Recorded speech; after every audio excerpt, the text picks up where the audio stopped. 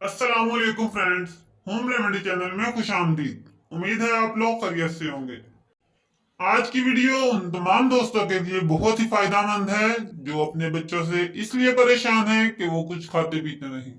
क्योंकि आज मैं आपको एक ऐसा आसान घरेलू टोटका बताऊंगा जिसकी मदद से आपको इस परेशानी से निजात मिल जाएगी।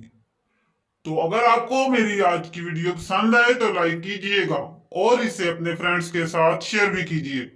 और अगर अभी तक आपने मेरा चैनल सब्सक्राइब नहीं किया तो चैनल को सब्सक्राइब भी कर लीजिए और बेल आइकॉन को क्लिक कीजिए।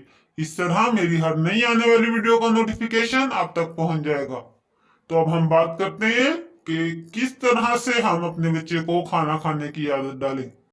आपको मैं एक ऐसी रेमेडी बताऊंगा जिसके एक बार के इस्तेमाल से ही आपका बच्चा भूख महसूस करने लगेगा और आपको अपने इस मसले से निजात मिल जाएगी। तो आपको करना यूं है कि आप एक अदद खंजूर लें। खंजूर नरम होनी चाहिए। इसे मैश कर लें। जब ये अच्छी तरह से मैश हो जाए तो इसमें 2 चम्मच चावलों की पिच डालें। सामीन, चावलों की पिच जो हम अक्सर जाया कर देते हैं, इसे आप जाया ना करें।